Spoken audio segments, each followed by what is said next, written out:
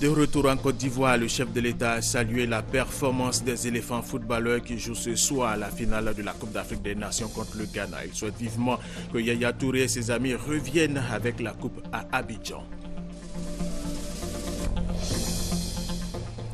Ce dimanche se joue donc la grande finale entre la Côte d'Ivoire et le Ghana pour une deuxième confrontation en finale de la CAN. La première, c'était en 1992, remportée par la Côte d'Ivoire. Vivement que l'histoire se reproduise pour une deuxième coupe très attendue par le peuple ivoirien. L'épidémie d'Ebola a fait de nombreux orphelins dans les pays touchés en Afrique de l'Ouest. Ce sont la Guinée, le Libéria et la Sierra Leone. Environ 16 000 enfants sont orphelins.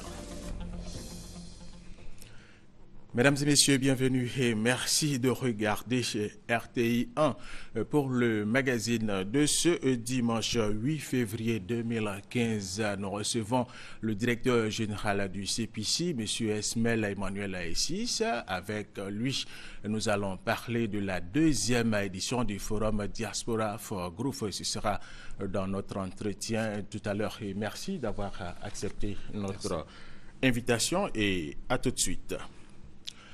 Le président de la République, Alassane Ouattara, est rentré hier de la France où il a participé au forum franco-africain pour une nouvelle dynamique économique entre l'Afrique et la France. Il a été accueilli à l'aéroport par le Premier ministre Daniel Kablan-Duncan et plusieurs membres du gouvernement et la haute hiérarchie militaire.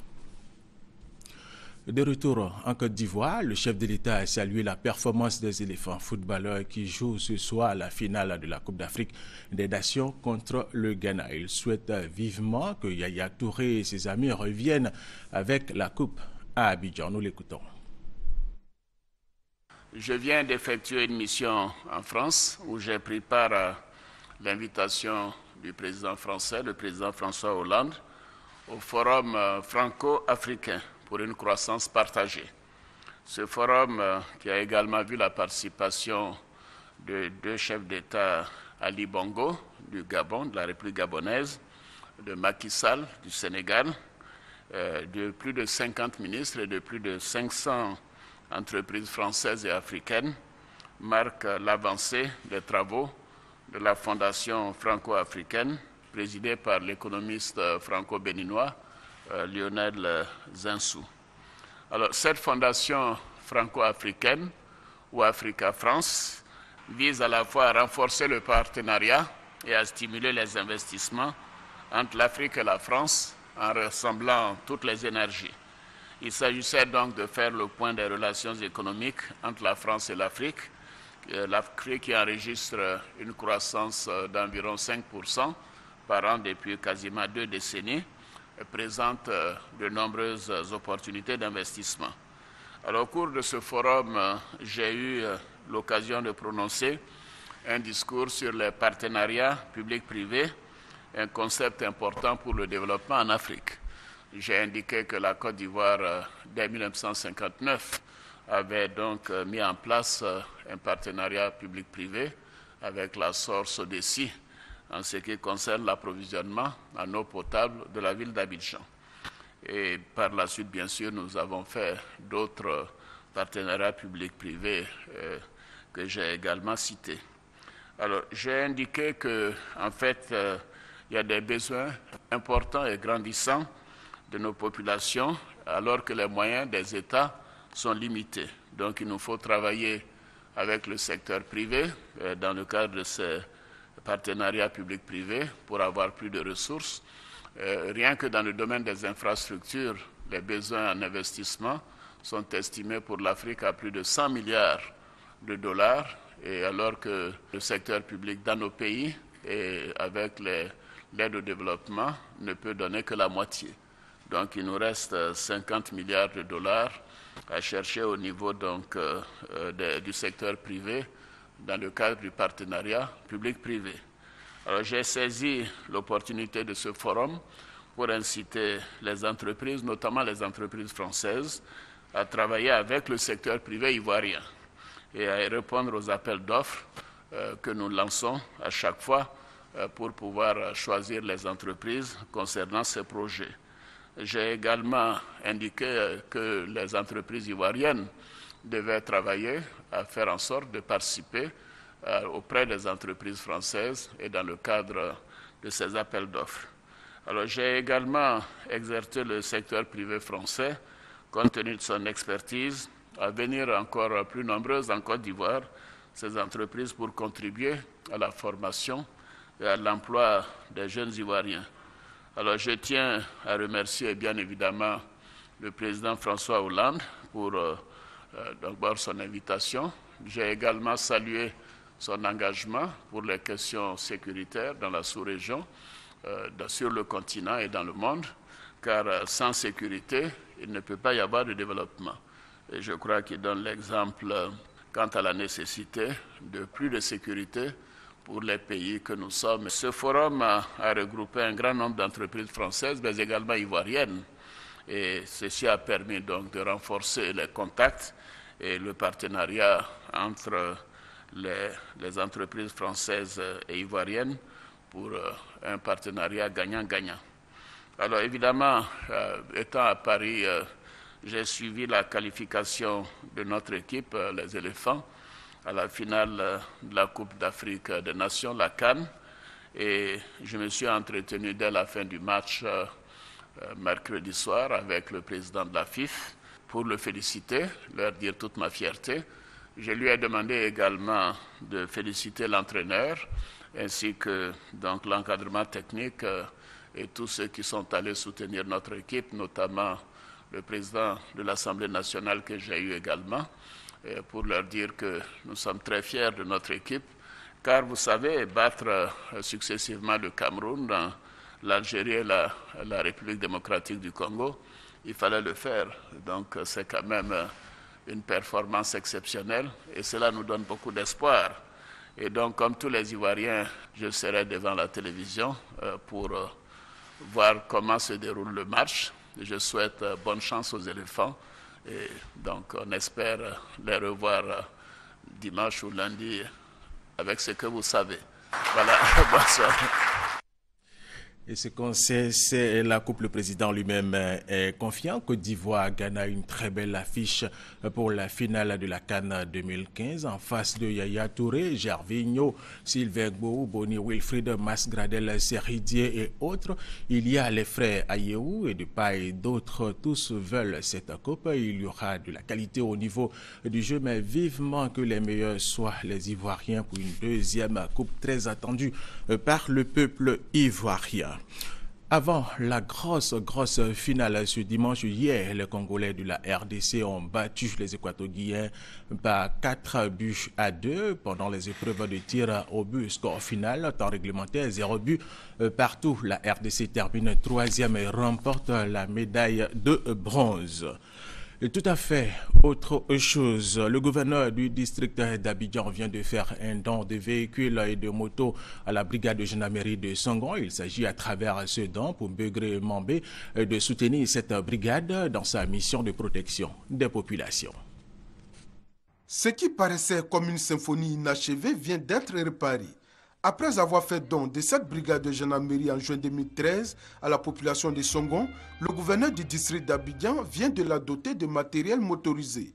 Un véhicule de type 4x4 et 7 motos réceptionnés par le ministre chargé de la Défense. À travers ce don, Begré Mambé veut soutenir cette brigade dans sa mission régalienne de protection des populations. L'instrument qui sera remis à nos frères et sœurs gendarmes est un instrument qui va consolider leur volonté toujours affichée d'apporter aux populations la paix. Songon, distant d'une vingtaine de kilomètres d'Abidjan, subit régulièrement le règne des bandits selon le maire de la commune.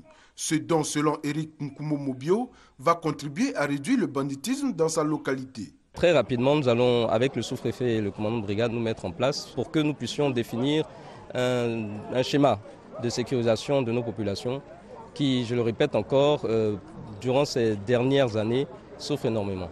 Le ministre chargé de la Défense se réjouit de ce geste qu'il considère comme une bouffée d'oxygène parce qu'il vient renforcer la mobilité de ces hommes.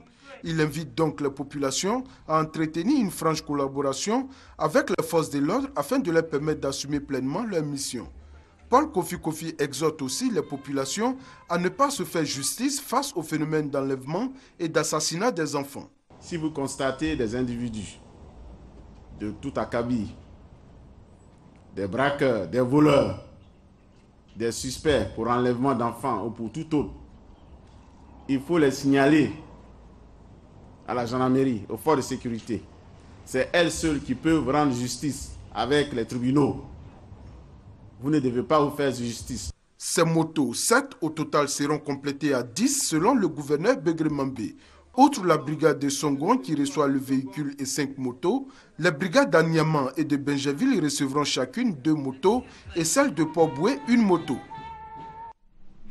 Un reportage de Vénance Herman Niamiesh. Dans le cadre de ces échanges périodiques avec les victimes de la crise post-électorale, la ministre de la Solidarité, de la Famille, de la Femme et de l'Enfant, Anna Désiré Ouloto, a rencontré vendredi dernier les associations des victimes de guerre. Il a été question de ce qui a déjà été fait et ce qui reste à faire dans le cadre de l'indemnisation des victimes de la crise post-électorale. Le processus est certes long et quelque peu compliqué, mais une chose est sûre, c'est dans l'intérêt des victimes, ces personnes qui ont effectivement subi des dommages de la crise ivoirienne. Le gouvernement, explique Anne Désiré Ouloto, ne veut laisser aucune victime pour compte. Pour la ministre de la Solidarité, l'État sous la houlette du président Alassane Ouattara a déjà mobilisé 10 milliards de francs CFA et s'active pour asseoir les conditions d'une indemnisation dans l'équité, la justice et surtout le respect de la dignité humaine. Aujourd'hui, c'est chose faite. Je pense que nous avons l'année dernière bataillé dur avec le ministère du Budget pour que cela soit inscrit indépendamment même de ce qui pourrait être fait en ce qui concerne la prise en charge globale des victimes. De façon à ce que nous puissions reprendre la prise en charge de ces blessés-là.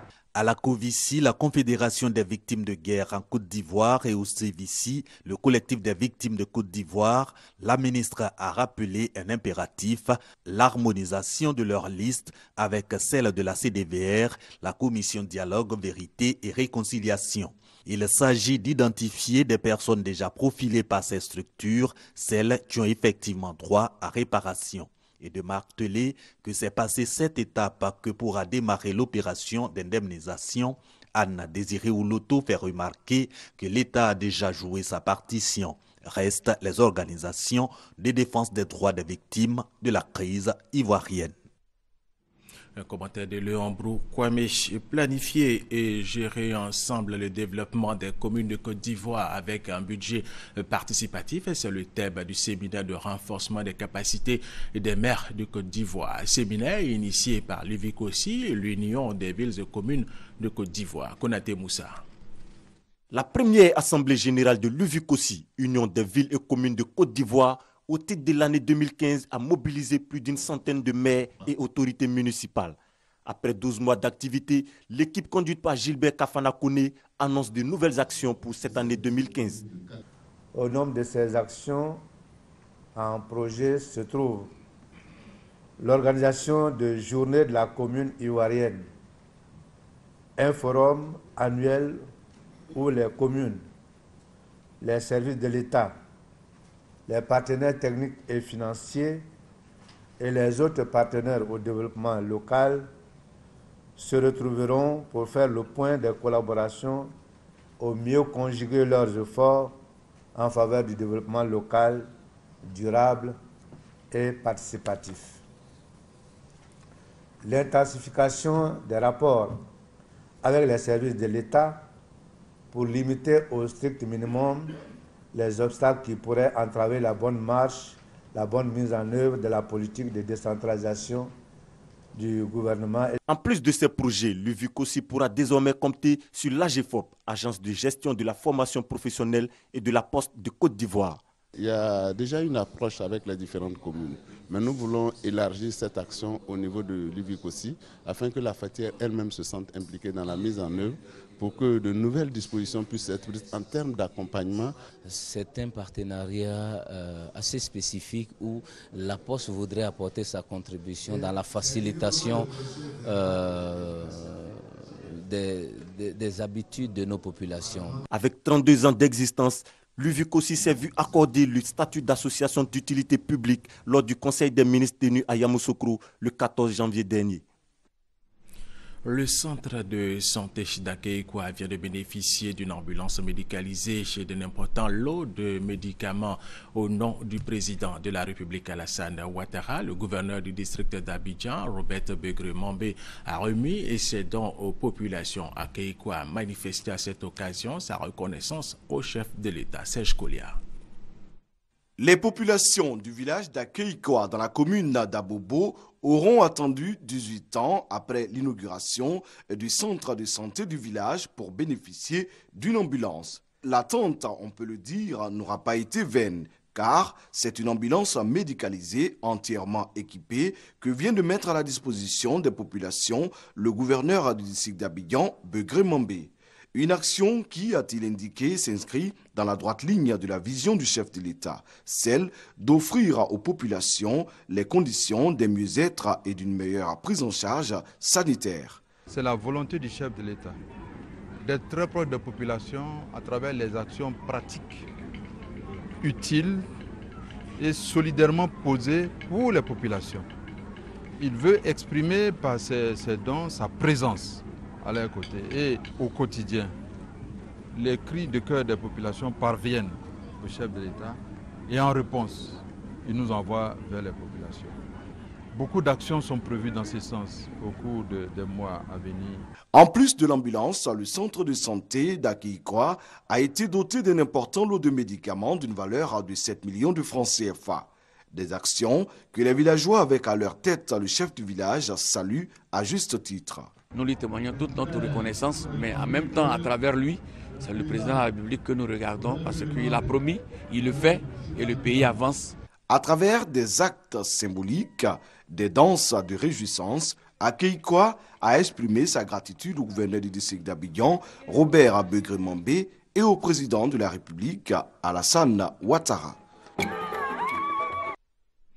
Restons dans le domaine de la santé chez l'organisation non gouvernementale Esther et Vie en collaboration avec la fondation du footballeur international ivoirien Boni Wilfried offre des médicaments, des vivres aux malades de l'ulcère de Buluri de l'hôpital Aoukatride de Djekano. C'est un don d'environ 3 millions de francs CFA. Attention, les images peuvent choquer. Ami Sissoko. Hôpital Aoukatride de Djekano, pavillon de l'ulcère de Buluri. Jean-Frédéric, un petit garçon âgé de 13 ans, admis en classe de 6e, il n'a pu aller à l'école cette année du fait de l'ulcère de Buluri. Il traîne cette maladie depuis 2 ans. Au stade actuel de sa maladie, Jean-Frédéric est en attente d'une greffe de la peau. Quand on m'a dit que je ne pouvais pas aller à l'école, ça m'a fait trop mal. Et je veux que cette plaie finisse vite et que j'aille à l'école. L'ulcère de Buluri est une infection de la peau causée par une piqûre d'un insecte non encore identifié dans les zones marécageuses.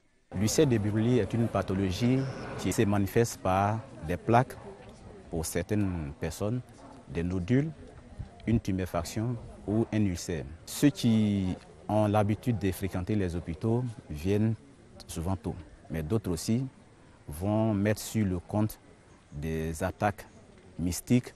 L'ulcère de Buluri n'est pas une maladie contagieuse. 33 pays situés dans les zones tropicales et tempérées ont signalé l'ulcère de Buluri et 15 de ces 33 pays notifient 5 à 6 000 cas chaque année selon l'OMS.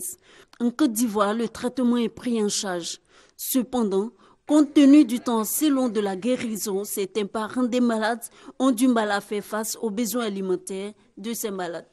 Face à cette situation donc, l'ONG Esther et Vie, en partenariat avec la fondation du footballeur international Boni Wilfried, décide d'apporter des vivres, des non-vivres, des médicaments aux malades de ce centre, un don d'environ 3 millions de francs CFA. L'ONG Esther et Vie a constaté lors d'une visite que les malades sont parfois abandonnés par leur famille et manquent de nourriture parce que ce sont parfois des malades qui viennent de l'extérieur la plupart du temps. Donc nous sommes venus aujourd'hui leur apporter un soutien. Les pensionnaires du pavillon de l'ulcère de Buluri de Djekano ont exprimé leur satisfaction. Ils exhortent la population à emboîter le pas à cette ONG. Ils ont pensé à nous aujourd'hui, on souffre, donc aujourd'hui on est contente. L'ONG Essai et Vie a été créée en 2012. Elle œuvre dans les domaines de la santé, de l'environnement et de la sécurité routière. Nous vous le disions dans nos titres, l'épidémie d'Ebola a fait de nombreux orphelins dans les pays touchés en Afrique de l'Ouest. Ces pays sont la Guinée, la Sierra Leone et le Libéria. Environ 16 000 enfants sont orphelins. Ils ont perdu soit leur père, soit leur mère ou les deux parents ou encore les adultes qui prennent soin d'eux. La plupart de ces enfants ont été pris en charge par leur communauté et seulement 3% ont dû être placés hors de leur famille élargie ou de leur communauté. Bientôt, les stations de reproduction de poissons de Dabou et de Jacquesville dans la région des Grands Lacs seront fonctionnelles. C'est le coordonnateur du programme d'appui à la gestion durable des ressources halieutiques, Alou Aka, qui l'a annoncé après une visite de terrain. La suite avec Francis Boafo. Des échantillons de tilapia nilotica de la station d'alevinage de Dabou dans la région des Grands Ponts. Au nombre de 1500, ces poissons à croissance rapide ont survécu grâce à la nappe phréatique de la lagune et de l'eau de pluie. La pompe de surface devant alimenter les étangs de levage et les bassins de reproduction étant en panne. Une situation qui perturbe le bon fonctionnement de cette station de levage de poissons. Avec la panne de la station de pompage, nous perdons 30 000 alevins mensuellement. Conscient des dangers liés au manque de reproduction des poissons, le ministère des Ressources animales et halieutiques a entrepris des travaux de réhabilitation de la station d'alevinage de Dabou. À Jacquesville, les ouvriers de la station d'alevinage assainissent l'environnement des bacs circulaires, lieu de reproduction des mâchoirons et silures. Ils sont asséchés parce que l'électropompe qui les alimente est aussi hors d'usage. Après une visite, le coordonnateur du programme d'appui à la gestion durable des ressources halieutiques rassure que des dispositions ont été prises pour rendre les stations de levage de poissons de Dabou et de Jacquesville fonctionnelles. Par la volonté du gouvernement, la station de Mopoyem est à un stade un peu avancé de réhabilitation. La station de Jacquesville sera réhabilitée très prochainement. Nous commençons les travaux à la fin de ce mois-là. Et nous estimons que d'ici 2 mois, nous devons pouvoir mettre les 2 stations à leur niveau de production maximale. Quand ils seront opérationnels, les bacs circulaires d'alevinage et de reproduction de Jacquesville vont accueillir une grande quantité d'alevins et de géniteurs. Nous avons une écloserie qui a une capacité de 8 bacs circulaires et donc nous pouvons accueillir 200 géniteurs. Et donc au total, nous avons une capacité de production d'alevins de 1 million, qu'il s'agisse des silures ou des mâchoirons. Les poissons issus des stations de levage seront mis à la disposition des aquaculteurs privés. C'est que le gouvernement veut réduire le déficit de production nationale de poissons, actuellement estimé à plus de 300 000 tonnes par an. Le maire de la commune de Soubré-Chez Lassina Traoré était il y a quelques jours dans la localité de Buyo à l'invitation des populations bien sûr de cette localité. Il leur a expliqué le sens de l'appel de Daoukro et les retombées pour la Côte d'Ivoire. Honorine Kakoubla, Agnigori. Dans cette tournée dans les localités du département de Buyo, le maire de la commune de Soubré, Lassina Traoré, a expliqué aux populations que c'est grâce à l'alliance des Oufouettis que le président Ouattara a remporté les élections présidentielles précédentes. À l'approche de la présidentielle d'octobre prochain et au regard des performances réalisées par Alassane Ouattara, Henri Konan Bédié, président du PDCI, trouve aujourd'hui opportun de continuer cette alliance gagnante en présentant un candidat unique pour le Rassemblement des Oufouettis pour la démocratie et la paix, RHDP. Au dire du maire de la commune de Soubré, le président Bédié veut non seulement que les grands chantiers ouverts à travers tout le pays par le président de la République Alassane Ouattara puissent s'achever en beauté. Pour Lassina Traoré, l'appel de Daoukro est donc un appel à la continuité, un appel au renforcement de la cohésion sociale et enfin un appel pour le développement d'une Côte d'Ivoire émergente. Akupé, au sud-ouest de la Côte d'Ivoire, vient d'accueillir son nouveau secrétaire départemental du RDR, le Rassemblement des Républicains. Le parti connaît une nette progression dans cette localité en termes d'adhésion des populations, grâce notamment aux femmes de la région. Et ce sont d'ailleurs aussi des femmes, Mesdames Jeanne Peumont et Joséphine Ouattara, qui ont procédé à l'investiture du tout nouveau secrétaire départemental. Christelle Médan, témoin pour RTI 1.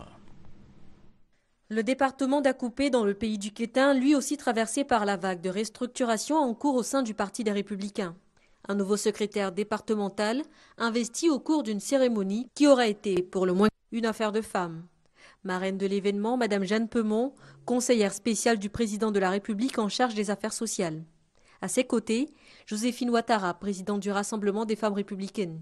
La présence à cette cérémonie de hauts responsables du parti et d'alliés issus du RHDP traduit l'importance de cette région pour le RDR.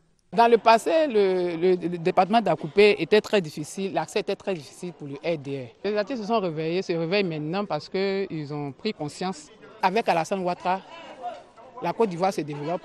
Donc nous voulons aussi que Akupé soit développé. Je suis venu sur le terrain pour sensibiliser mes sœurs, mobiliser mes sœurs. Vaste chantier pour les femmes du FECUPAO, femmes émergentes du Kétin unies pour Alassane Ouattara, en première ligne dans les débuts de la conquête du département. Vaste chantier également pour le nouveau secrétaire départemental, à quelques 8 mois de l'élection présidentielle. Gustave Abois se montre plutôt rassuré, fort de certains acquis. En 5 mois, le nombre de sections du RDR est passé de 11 à 27 pour les 23 villages du département. Nous allons continuer sur notre lancée. Aujourd'hui, la région du Kété est favorable grâce aux actions du président. Le pays kétain a bénéficié également du PPU. Ça veut dire que le président est là pour tout le monde. Nous avons aussi forte raison d'encourager nos frères, de faire venir nos frères dans le bateau de l'émergence, c'est-à-dire à la réélection de notre cher président Alassane Ouattara. Le nouveau secrétaire départemental, élu parmi 4 candidats, bénéficie du soutien de ces derniers. Tous se disent engagés dans l'union à conquérir le département d'Akupé pour son développement avec Alassane Ouattara. Un mot de religion, la communauté musulmane d'Anyama Belleville-Ouest a une nouvelle mosquée. Elle a été inaugurée le vendredi dernier en présence des responsables du COSIM. Serge Colliard. Al-Madina Munawara, c'est le nom de la nouvelle mosquée du quartier Agnaman Belleville-Ouest. Son inauguration, supervisée par le COSIM, le Conseil supérieur des imams, section Abobo, dirigé par l'imam Vassouleman Sissé, a mobilisé les fidèles musulmans de cette communauté. En ce vendredi 6 février, ils ont tenu à participer à la prière inaugurale. Le COSIM a ensuite procédé à l'intronisation d'El Hadj Yacouba Silla, imam de la nouvelle mosquée Al-Madina Munawara. Il a reçu les attributs de son statut, notamment la chéchia enturbanée, la canne de commandement et le Saint-Coran. L'imam Yacouba Silla a prêté serment. La paix d'abord pour le pays, la paix pour toute la communauté musulmane, la paix pour toute la Côte d'Ivoire. C'est cela notre priorité d'abord de cette mosquée. Et deuxièmement, c'est de demander la cohésion, la l'unité de la Côte d'Ivoire et faire la prière beaucoup aussi pour le pays et pour les dirigeants du pays. Au nom du COSIM, le secrétaire général de la section Abobo, Souleymane Diarasouba, a donné l'onction de ses pairs à l'imam Yacouba Silla. El Hadj Bala Diaby, parrain de la cérémonie, a pour sa part appelé à l'union entre les musulmans de Côte d'Ivoire. Dans nos mosquées, il faut que les gens s'entendent derrière l'imam.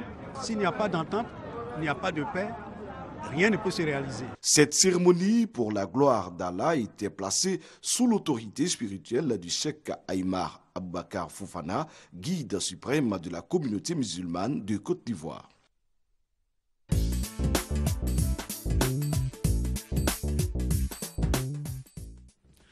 Le magazine de ce dimanche 8 février 2015 a pour invité le directeur général du CPC, M. Esmel Emmanuel Essis. Monsieur Essis, merci d'avoir accepté notre invitation. Avec vous, nous allons parler de la 2e édition du Forum Diaspora for Growth. Et ça a eu lieu ici à Abidjan pour cette 2e édition. Avant notre entretien, nous allons suivre ce reportage de Noël Nyagno qui a suivi ce forum pour RTI 1. Fini la deuxième édition du forum Diaspora for Growth. Le CPC, Centre de promotion des investissements, principal initiateur de la rencontre, a souligné une forte participation de cette diaspora ivoirienne. 1500, là où il était prévu 500. Sur les 1500, 400 sont venus d'Europe, d'Asie et d'Amérique. On a noté également plus de 200 rencontres d'affaires et 7 panels. Des panels, il est ressorti des problématiques pour une meilleure contribution de la diaspora à la vision 2020. Le gouvernement, quant à lui, a pris la ferme résolution d'apporter des solutions idoines à ces problématiques parce que la diaspora doit être une force d'investissement et le gouvernement va se donner les moyens de traduire cela en actes. L'appui de la diaspora apparaît comme une véritable stratégie pour impulser une mobilisation des ressources tout en garantissant les intérêts des contributeurs que vous êtes dans le cadre de la promotion des investissements pour une croissance économique et un développement humain fondé sur des bases solides. Je voudrais vous réitérer l'engagement du gouvernement à prendre en compte avec célérité les conclusions de ce forum afin de les traduire en mesures et actions concrètes. Je dis bien pour les traduire en mesures et actions concrètes. Les acquis immédiats des participants restent l'accès à l'information juste. Mon mari et moi, en ce moment, par exemple, on pense à acheter une maison. Donc le panel sur l'immobilier nous a vraiment, m'a vraiment intéressé. Je suis très fier d'avoir participé à ce forum et d'autant plus fier que la conclusion a laissé entendre dire que dorénavant, et ça l'était déjà d'ailleurs, parce que ce n'est pas un événement, les actes en matière immobilière seront passés par devant notaire et impérativement. Pour mémoire, la diaspora ivoirienne a transféré en 2012 plus de 150 milliards de francs CFA, chiffre de la Banque mondiale. Nous vous le disions, le magazine de ce dimanche 8 février 2015 a pour invité le directeur général du UCPC, M. Esmel Emmanuel Essis. C'est quoi le forum Diaspora for Growth et il répond à quoi? Je vous remercie et je profite de votre antenne pour dire merci à la RTI d'avoir autorisé et accepté que nous passions pour parler de Diaspora for Growth. Effectivement, Diaspora for Growth est une plateforme, je dirais, des investisseurs ivoiriens comme son slogan le dit, mais il est une plateforme où nous permettons aux diasporas de pouvoir se parler entre eux, parce qu'on ne se parle pas suffisamment entre Ivoiriens, et de pouvoir voir dans quelle mesure leur participation est effective dans cette lancée que nous avons de l'économie ivoirienne. La première édition a eu lieu à Paris, en France, et la deuxième à Abidjan. Pourquoi Paris? Pourquoi Abidjan maintenant? Nous avons fait la première dans le pays qui regorge le plus de diaspora, c'est la France. Et la deuxième, on a voulu que nos frères et sœurs viennent voir les réalités de ce qui a été fait depuis longtemps. Parce que n'oubliez pas que Diaspora for Growth répond d'abord à l'appel du chef de l'État de demander à nos frères et sœurs de la diaspora de venir prendre part active, je veux dire, à la construction, à cette œuvre de réconciliation nationale. Et donc c'est ainsi que nous l'avons réalisé donc en 2013 à Abidjan et cette année on l'a réalisé donc en Côte d'Ivoire. Parlons toujours de la première édition. Il y a eu des retombées, monsieur le directeur, après ce forum qui a eu lieu à Paris. Est-ce que les Ivoiriens qui vivent à Paris, qui vivent en Europe, aux États-Unis d'Amérique, se sont mobilisés déjà pour investir en Côte d'Ivoire? Je crois que quand on voit la mobilisation qui a été celle de la deuxième édition, je dirais oui. D'abord, il faut préciser que l'appel du chef de l'État est entendu, parce qu'il y a une forte mobilisation. Et deuxièmement, la première édition n'a rassemblé que 300 personnes. Aujourd'hui, on parle de 1500 personnes. Donc, je crois que la réponse elle est positive et que nous sommes satisfaits, que nos frères et sœurs ont compris qu'ils ont un rôle à jouer dans cette émergence de la Côte d'Ivoire. Alors, première édition, 300 personnes. Deuxième édition, 1500 personnes. Et c'était à l'hôtel Ivoire, ici même à Abidjan. Quels sont les sujets qui ont été abordés lors des échanges de cette deuxième édition?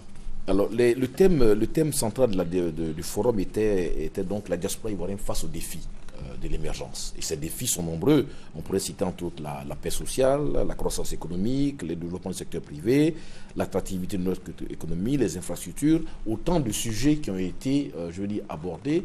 Mais le focus qui a été fait est de pouvoir permettre à la diaspora de parler du capital humain, en quoi est-ce que le capital humain peut être important pour l'émergence, de pouvoir parler donc de l'investissement immobilier, de pouvoir parler des financements qu'il faut pour l'investissement de la diaspora, et de pouvoir aussi se poser la question du retour réussi de la diaspora, parce que ce n'est pas toujours évident que nos frères et sœurs qui arrivent s'intègrent facilement après 15 ans, 20 ans passés à l'extérieur. Donc c'est autant de sujets qui ont été exposés par des panélistes de qualité, par des modérateurs de qualité, et la participation à ces éléments ont permis de faire de fortes recommandations. Justement, nous allons parler de recommandations, mais avant, je voudrais savoir, 300, 1500, ça veut dire que ce retour se fait sans problème au niveau de nos frères qui sont en Europe, aux États-Unis d'Amérique. Oui, le retour se fait, je dirais qu'il faut peut-être que je précise, 1545 participants à ce forum, mais il faut compter, ceux de la diaspora sont de 1137 exactement, et nous avons à peu près le tiers qui sont venus, qui ont fait le déplacement. Le reste, c'est la diaspora, près de 700 personnes qui constituent la diaspora déjà rentrées dans ce pays. Je crois que quand on prend ces chiffres-là, on peut se satisfaire qu'ils ont vraiment entendu l'appel du chef de l'État et qu'ils sont venus pour... La mobilisation est donc parfaite. Alors, parlons maintenant des recommandations. Alors, les recommandations, je dirais, j'en citerai 3 principalement. La première recommandation porte sur la création d'un fonds d'investissement. C'était déjà la première édition, une forte préoccupation de la diaspora. Je crois cette année, le Premier ministre l'a dit dans son intervention, nous allons y atteler pour que la prochaine édition puisse voir ce fonds d'investissement exister. Deuxième élément, c'est le cadre institutionnel de la diaspora.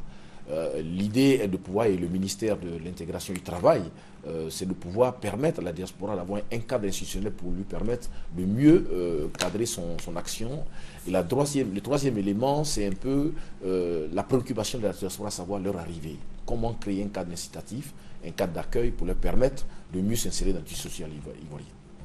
Alors, très bien. Alors, en marge des échanges par rapport au thème de cette deuxième édition qui est la diaspora face aux défis de l'émergence, il y a une conférence, il y a également eu des panels, il y a également des possibilités, des occasions d'échange, des B2B, dit-on.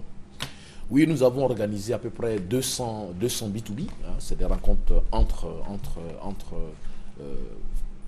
diaspora résidents, diaspora venant de l'extérieur et entreprises privées qui ont participé. Donc c'est 200 rencontres que nous avons organisées et les résultats de cela, c'est la bourse projet en fait. Ça a permis de pouvoir identifier des intentions d'investissement, mais surtout de pouvoir identifier près d'une centaine d'expressions d'emploi, de demandes d'emploi. Et donc, ces rencontres ont permis aux gens de se parler entre eux, de pouvoir s'exprimer, de pouvoir mieux, canaliser leurs intérêts. Et nous sommes arrivés à ces résultats qui sont assez intéressants. C'est près de 20 milliards, je crois, d'intentions d'investissement qui ont été exprimées, que nous allons faire fort de suivre donc dans les mois qui arrivent. En tout cas, 20 milliards, si on peut avoir un peu plus de la moitié, ce serait intéressant pour la Côte d'Ivoire. Alors, vous avez parlé tout à l'heure de bourse au projet. De quoi s'agit-il? Alors, la bourse projet, c'est un espace que nous avons organisé où nous permettons à la diaspora de mieux s'exprimer en termes de projets. Soit il a des projets à pouvoir réaliser, donc il s'exprime et nous l'enregistrons, soit nous avons aussi une bourse, un ensemble de projets d'Ivoiriens qui cherchent aussi des partenaires ou des financements. Et donc nous l'exposons. Donc cette rencontre qui se fait dans un cadre B2B permet de pouvoir dégager les 20 milliards dont je vous ai parlé tout à l'heure. Alors très bien. Lorsque les Ivoiriens arrivent et ils ont envie de venir investir dans leur pays d'origine, quels sont les secteurs d'activité qui les intéressent? Il y a l'aquaculture, l'agriculture, la mécanique. Mais quels sont les secteurs qui intéressent les Ivoiriens de l'étranger? Alors en 2013, c'est le secteur des TIC qui était vraiment le secteur dominant. Mais cette année, nous avons vu une pluralité d'expressions. De l'agro-industrie au BTP, en passant par les services aux entreprises. Et je crois qu'aujourd'hui, la diaspora, de par leurs compétences, de par leur expertise, ont les capacités de pouvoir participer à tous les secteurs d'activité. Et c'est ce qui s'est constaté lors de ce forum. Est-ce que leur tâche est facilitée quand ils ont envie de venir investir, par exemple? Mais le CPC est là pour pouvoir faciliter. Ouais, au niveau du CPC, justement. Voilà. Oui. Alors, donc, nous sommes là et c'est le cas, je veux de le répéter, que notre rôle, justement, est de pouvoir assister l'investisseur. Et c'est le lieu aussi de dire que le CPC ne travaille pas que pour les investissements qui viennent de l'étranger, mais travaille aussi pour l'entrepreneur national. Et donc le même mode opératoire que nous avons pour l'entrepreneur qui vient de l'extérieur, nous l'appliquons aussi à ceux de nos frères et sœurs qui viennent s'adresser à nous, à savoir les informer, les assister jusqu'à ce qu'ils puissent réaliser leur investissement et leur accorder tous les avantages que l'État de Côte d'Ivoire accorde aux investisseurs en cas d'investissement. Alors s'ils ont des difficultés, du coup ils se rendent au CPC. Bon, nous sommes là pour, je dirais, les difficultés, on ne peut pas tout résoudre, mais oui, nous sommes là pour écouter et surtout pour conseiller et orienter. Voilà, si on n'a pas la solution à notre sein, on sait pouvoir les orienter sur les administrations ou structures qui peuvent répondre valablement à leurs questions. Alors, très bien. Alors, lors de ce deuxième forum, il y a eu de l'innovation, des visites touristiques. Pour égayer un peu, je veux dire, les Ivoiriens qui ont quitté Paris, peut-être qui sont à Paris depuis 15 ans, 20 ans, mais qui sont venus pour participer à cette deuxième édition. Vous avez pu les maintenir pendant ces quelques jours. Effectivement, il y a l'innovation. L'innovation, c'était quoi? Nous avons eu le ministère de l'intégration qui a réussi près de 500 visites d'information. Nous avons donc le ministère de l'Intérieur qui était là à travers cette structure, qui a pu donner des informations sur les actes administratifs, sur le passeport. Nous avons effectivement notre partenaire, et c'est lui de remercier son directeur général du Côte d'Ivoire Tourisme, qui était là, et je peux vous dire qu'il a enregistré 100 visites. C'est 100 visites qu'ils ont organisées. Donc on n'a pas, on s'est pas contenté de rester dans nos murs pour faire de la conférence, mais on a permis aussi à ceux des Ivoiriens qui souhaitaient redécouvrir leur pays de le faire. Et la Côte d'Ivoire Tourisme l'a fait de manière très excellente. Et surtout que le pays est en train de changer. Alors dites-nous, quel est le bilan, votre bilan de cette deuxième édition? Paris, c'était 300, Abidjan, plus de 1500, vous avez dit tout à l'heure. Alors le bilan? Sur le bilan, je le verrai plutôt en termes de challenge. Parce qu'aujourd'hui, nous pensons, après cette deuxième édition, nous avons encore plus de responsabilités. Et avec le ministère de l'intégration des Ivoiriens de l'extérieur, nous allons ensemble bâtir ces stratégies pour permettre à ce forum d'être vraiment très institutionnalisé et de permettre une expression plurielle, je veux dire, du retour des Ivoiriens en Côte d'Ivoire. Et je crois que nous y attelons. C'est le lieu peut-être de saisir cette occasion, si vous m'autorisez, à remercier d'abord le chef de l'État d'avoir autorisé la tenue de ce forum, le Premier ministre qui a présidé personnellement ce forum depuis 2 ans, et le ministère de l'Intégration qui, sans son implication personnelle, n'aurait pas permis de réaliser cet important forum. Il y a eu la première édition à Paris, la deuxième ici à Abidjan. La troisième édition est prévue pour quand et où? Alors, je peux peut-être vous dire, sur notre agenda, on a une grande activité qui est prévue. C'est le Forum Investir 2016 que nous préparons. Donc, nous viendrons à temps à nos autorités pour leur proposer donc, la seconde édition. Mais je crois que déjà des candidatures se sont exprimées lors de ce forum. Mais je me garde, si vous m'autorisez, de pouvoir ne pas donner de ville avant que j'ai l'autorisation et l'accord de nos autorités. Très bien, merci d'avoir participé à ce magazine de ce dimanche. Vous ne partez pas, vous restez avec nous. On a Côte d'Ivoire, Ghana pour la finale de la CAN 2015. Une très belle affiche, nous vous le disions à l'instant, en face de Yaya Touré, Gervinho, Sylvain Gbagbo, Boni Wilfried Masgradel, Seridier et autres. Il y a les frères Ayerou et de part et d'autre, tous veulent cette coupe. Il y aura donc de la qualité au niveau du jeu, mais vivement, nous vous le disions, vivement que les meilleurs soient les Ivoiriens pour une deuxième coupe très attendue par le peuple ivoirien. La première confrontation entre la Côte d'Ivoire et le Ghana, c'était en 1992 pour la finale remportée par la Côte d'Ivoire, et vivement que l'histoire se reproduise.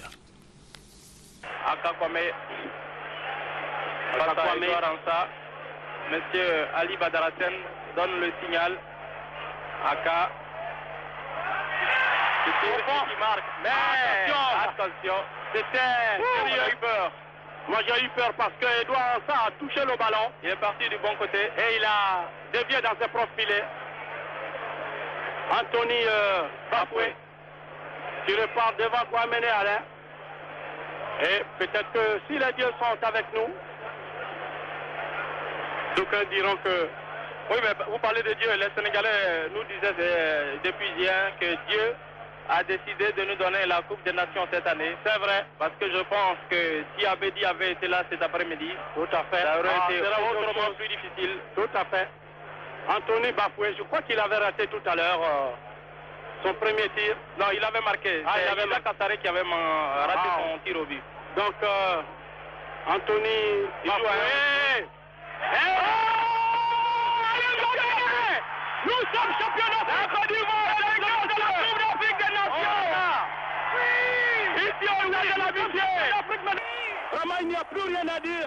Alain, je ne sais pas. Oh, merci Alain. Dire. Ou amener Alain sur ce tir d'Anthony Bafoué permet à la Côte d'Ivoire de remporter son premier trophée continental. Et certainement la deuxième fois, ce sera ce soir à partir de 19h. Monsieur Sis, comment vous appréciez cette finale? Pour terminer. Écoutez, comme tout Ivoirien, nous sommes heureux. Le président l'a déjà annoncé. Nous attendons que cette chose depuis longtemps. Aujourd'hui, les acteurs présents ne sont pas les mêmes, les équipes sont les mêmes, les dirigeants ne sont pas les mêmes, mais il y a beaucoup de similitudes. Donc nous espérons et souhaitons bonne chance aux éléphants et nous serons tous devant la télévision pour le supporter. Et l'ambiance après 19h, après le match? Mais ça, je crois que les rues d'Abidjan seront bondées et nous aussi n'allons prendre part à la fête. Voilà. Et ça fait partie, je vois, des éléments clés et des éléments annonciateurs de cette émergence dont on parle en Côte d'Ivoire. Très bien, merci d'avoir participé à ce magazine de dimanche. Ce communiqué pour terminer cette édition, Madame le ministre de la Solidarité, de la Famille, de la Femme et de l'Enfant est heureuse de constater le formidable élan de solidarité et de cohésion des Ivoiriens autour de nos éléphants qui, dans quelques heures, joueront avec l'équipe ghanéenne battant en Guinée équatoriale la finale de la CAN 2015. Elle invite par la même occasion les populations, les familles, les femmes et les enfants à redoubler de vigilance dans le cadre des mesures recommandées pour une meilleure protection de nos enfants en cas de nécessité, remettre sans violence les suspects à nos forces de sécurité au commissariat ou à la brigade de gendarmerie le plus proche ou appeler les numéros suivants 116, 110, 111, 147, 145 et 170. Je répète, 116, 110, 111, 145, 170. Au cas où quelques individus mal intentionnés voudraient bien profiter de la victoire des éléphants pour commettre quelques erreurs. Monsieur Essis, une fois de plus, merci d'avoir accepté notre invitation. C'est la fin de ce magazine, c'est également la fin de cette édition. Merci de nous avoir suivis. Du courage aux éléphants de Côte d'Ivoire et la victoire.